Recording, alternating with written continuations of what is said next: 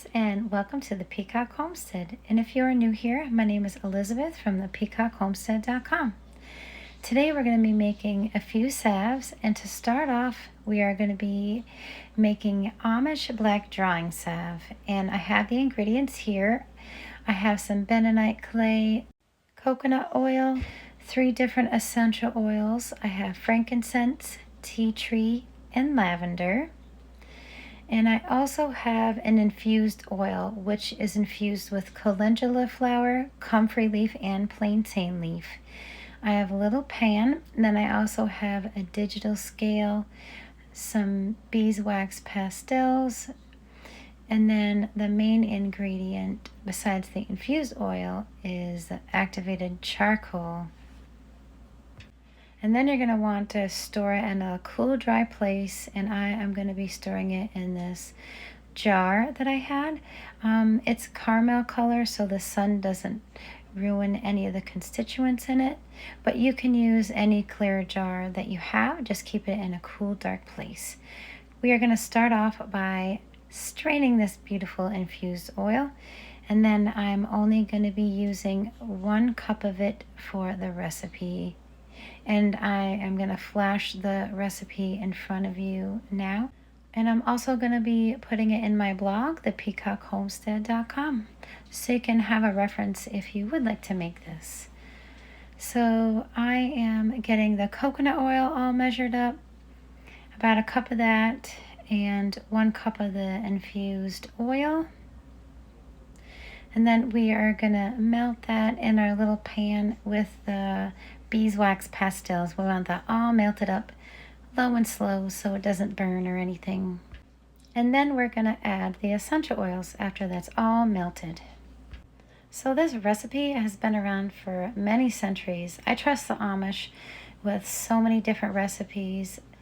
They've used them for so many years and they work well. And all the things that are in this have healing properties. The activated charcoal, it draws out toxins and impurities. It's actually good for saving lives. A lot of animals that go into the vet clinic that eat rat poison, their lives are saved because of charcoal, because it draws out the toxins. And there is so many things you can use to make with charcoal. You can make toothpaste with it. You can make a face scrub with it. And for instance, we're making the salve with it, and it's going to be drawing out all the impurities. It draws out slivers. It helps heal cuts, scratches, and burns. It does so many things. The calendula, for instance, soothes and heals like minor little skin irritants, like scratches or cuts or scrapes, even burns. It's from the marigold plant, and it has been used for centuries for an herbal medicine. Comfrey is amazing too. So it's known for its ability to speed up the healing process. And it works wonderful for healing wounds, cuts, scrapes, and burns as well. And beeswax acts as a moisturizer, protecting the skin, and it is a natural barrier for your skin. That's why it's good in really cold weather and in hot weather to protect your lips. And one of the main ingredients for many cosmetics for your lips is beeswax. So beeswax comes from the honeycomb of honeybees, and it's made up of esters, of fatty acids, and long-chain alcohols. Beeswax is like a white or yellowish substance that has a sweet aroma. It is awesome. I love beeswax. You can use it in so many different recipes, and healing salves and lip balms, and it's even used in homemade diaper rash cream too. So here I am just adding the bentonite clay and the active charcoal, and I've used 12 teaspoons of the bentonite clay and the active charcoal, and I mix that all up with the essential oils, the melted coconut oil and the beeswax pastels, and then we're going to pour it into these jars. And don't forget to label them, because we'll look at the jar later on and be like, what in the heaven is that? But you'll know what that is. It looks like a little jar of boot polish. It's so cool. But it is not. It has our wonderful healing salve. But I already have an idea who I'm going to give one of these jars to. Most likely my hubby, because he is accident prone. I am an enabler, and I love to see him working on projects because it makes him happy, but sometimes he hurts himself. One time we had to go to the emergency room, and I was like, we have to go. You can't just pull that nail out of your finger. So we went there, and it missed the bone, but he is so dangerous with himself. So he is getting one of these for Christmas for sure. And look how beautiful these turned out. I love the color. It is so cool. You could use this even on your chickens or your dogs. I just would not let them lick it, so they'll probably have to wear the cone of shame. But I think it will work wonderful. And when I do accidentally hurt myself, I will let you all know how well it worked, or if I want to change anything. This is also awesome for your emergency kit for in your car. If you accidentally scrape yourself or get stung, or you just get a really big sliver, or for a burn or anything, it's super nice to have that with you. Oh, and I am so excited to show you this recipe. This is my pain salve recipe. And to get the effects that you want, you need to use cayenne pepper, and I use the powder, and I ordered that off Amazon, so I got a whole pound of it. And you are going to need 8 ounces per 4 tablespoons of cayenne pepper. And I measured that out, so I did 16 ounces in 8 tablespoons. It seems like a lot, but it works out really well. And look at that beautiful color. So I got that all strained out, and I'm going to measure out for this recipe 1/2 cup of the infused oil, 1/2 cup of coconut oil, and then I put 6 teaspoons of beeswax pastils, 20 drops of peppermint essential oil, and 20 drops of lavender essential oil. And that is the recipe that I used for this cayenne pepper pain salve. And it is not advised to use chili powder, because that would be really hot and that would not feel nice. This has a nice warming effect, but just use with caution, and wash your hands after you rubbed it on your ailments, like your achy knees, if you have arthritic knees, or if you just got done working out and your legs are hurting you, or your arms from pumping the weights, or if you just had a really hard day and your muscles are achy. This is wonderful for that. And I melted all of the beeswax pastils and the coconut and the infused oil up, and now I'm adding the essential oils, 20 drops of each lavender and peppermint essential oil. And I'm going to mix that up well. And it looks like cherry juice, but it is not. So we're mixing that up well, and then we are going to put these in our little 1/2 pint jars. And this is going to be a surprise gift for my hubby as well, because he's always has achy muscles, and his neck is always aching him. So I am going to give that to him for another little homemade Christmas present from my heart. And you can store these in a cool, dark place, and they'll last again for about 1 year to 2 years. I've noticed that the salves that I make last about 1 year to 2 years. So that is great, because you're not going to be using a lot of that. But look how beautiful that looks. It looks like jelly. Cayenne pepper pain salve jelly. But I'm super excited to have these in my storage, and will be using them for sure. And this is the best recipe so far. This is my tallow balm. So I am using this infused oil. I infused dandelions, yarrow, and my sunflower petals. This is my beef towel that I just rendered this year. And I have lavender essential oil, I have tea tree essential oil, and my favorite of all time, frankincense essential oil. And I order all these right off Amazon. They're a trusted company, so I'm going to keep buying from them. And I infuse this oil for 6 weeks, at least, probably a little bit longer, just to make it super strong. Since it's going to be used on my face and my body, and all of that extra oil I can use for another batch. So that turned out so wonderful. So the recipe that I'm using today is going to be 3/4 tallow, and I'm doubling the recipe, so I'm just giving you the regular recipe, so I'm doubling it. And then you're going to need 5 tablespoons of olive oil or almond oil, or your infused oil. Those are just the other oils that I named off. Just in case you don't have an infused oil, you can make this tallow body butter without having an infused oil. But I just figured it would make it more luxurious. And then you're going to need 20 drops of each essential oil, your lavender, tea tree, and your frankincense. I'm going to get that all in the bowl, and I'm going to mix it up well. It's going to turn out a little runny, but you're going to want to pop it in the fridge for a couple hours if it's too runny. I end up doing that. I popped it in the fridge and I let it sit for a couple hours, and it turned out so wonderful. It looked like frosting, and you'll see. I'll show you.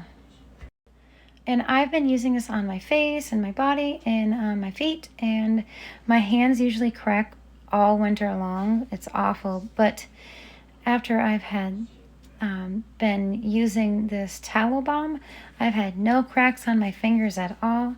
My body feels moisturized. I don't feel like I'm gonna break if I walk, and my feet feel so much better. So I'm so glad that I learned this, and I'm super excited to pass it on to you guys. And this is how everything turned out. I do take out all the tallow balms and put them in the fridge and whip it up, so I will show you that. But look how beautiful the Amish black salve turned out, and also the pain salve. It is so awesome. So I will be giving this for gifts, and then saving for emergencies. It did take some planning to get all the ingredients, so I had to get the jars at the last moment, but I had to order everything and wait for it, and it just took a long time, especially with infusing all the oil, so it did take a little bit of time to gather up all the ingredients and to make it, but it was totally worth it. And then just helping people and treating their ailments and taking care of them makes me happy too. So this is when I popped it in the fridge, and it's a little bit thicker, but not what I would like. So we're just gonna wait a little bit longer, and then we'll see what it looks like in another hour.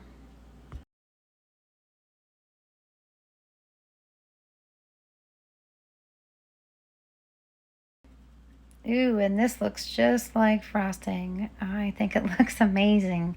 Now that's what I'd want to put on my face or my hands.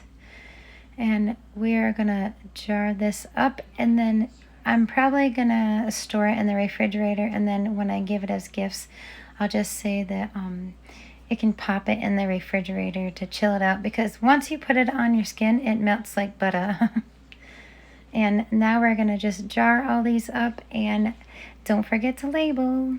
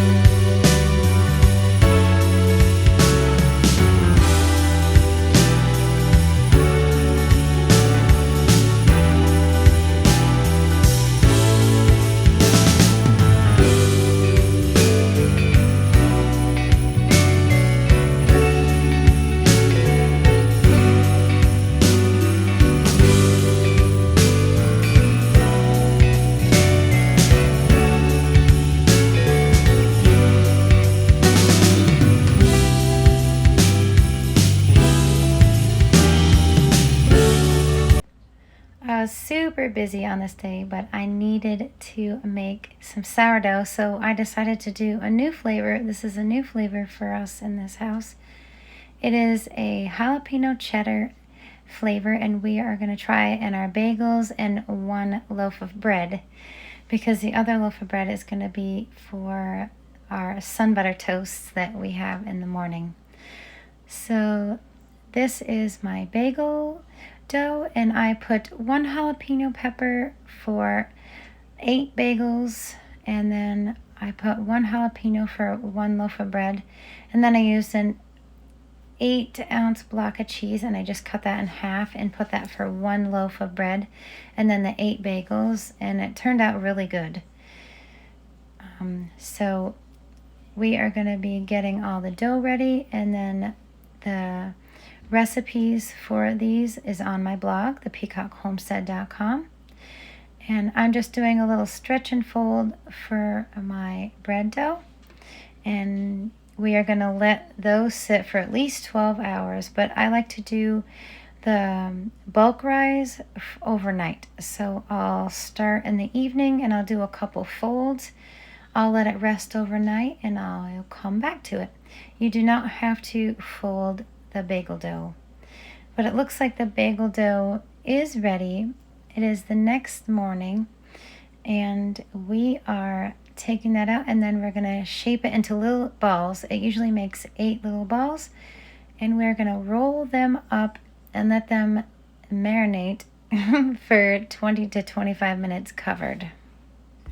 And while those are sitting and getting more lovely, we are going to preheat the oven to 425 and get our water boiling with 1 teaspoon of honey and baking soda. And that makes the bagels super crunchy and sweet on the outside.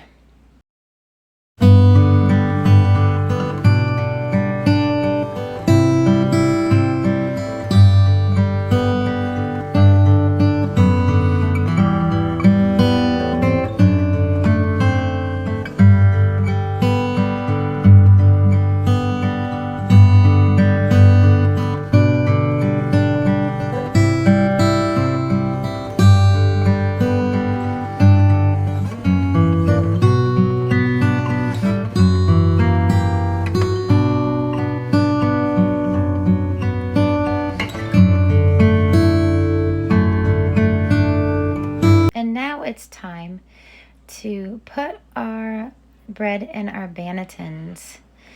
It didn't rise very much, but that is okay. It rose a little bit, and now we're going to do our little fold, and we're going to put them in our banneton basket, and we're going to rise that again for 6 hours. And even if it looks small, that's okay. Give it 6 hours and take a look at it. And if it's a little bit over the top of the bowl, then it's fine. It will rise beautifully in the oven. And for these, you're going to want to bake them at 475. And you preheat your Dutch oven in your oven at 475 for 45 minutes. And then you're going to pop one in at a time, and you're going to bake that for 30 minutes covered and 10 minutes uncovered. And now it is time to boil these bagels. So I'm just taking my thumb and my pointer finger and pulling it out like a little tire. And then we're going to boil these for 30 seconds on each side and bake them for around 20 to 25 minutes at 425. But they smell delicious already. I can't wait to try these.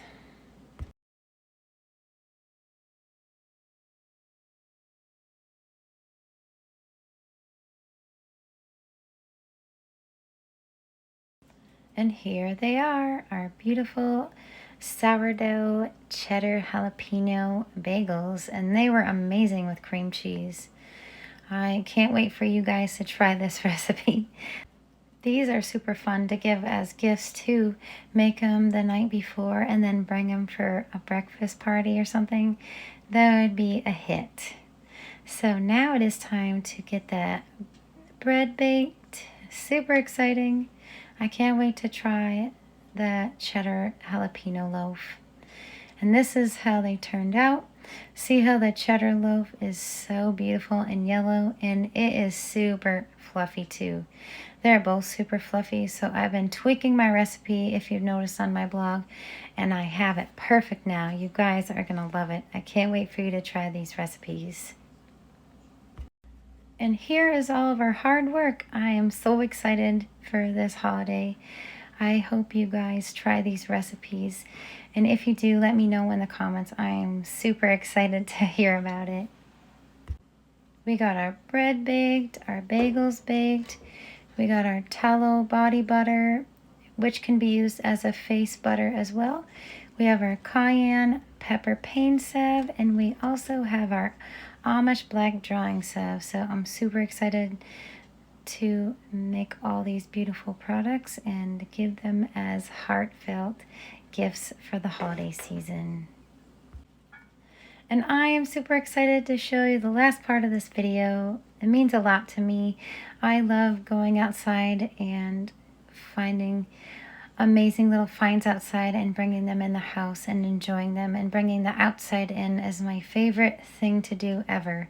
And I just use things I've collected in the yard and on my road trips. So I've collected these branches. I believe I have a couple cedar branches, and a little pine tree. And a little secret, we're going to be renovating our kitchen soon, and this is the beginning of it. This is just one butcher block, but Thomas has been working hard on that, and I can't wait to show you guys.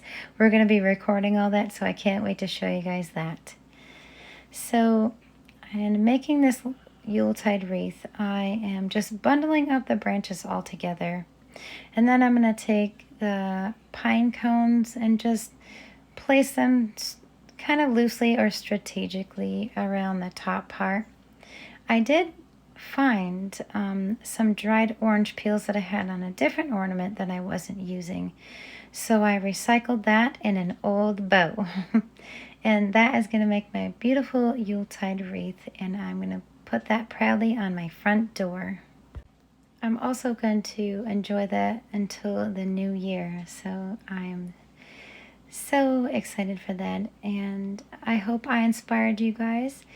I hope you have a wonderful Christmas, a Merry Yule, and an amazing holiday. Many blessings, and I will see you on the next video.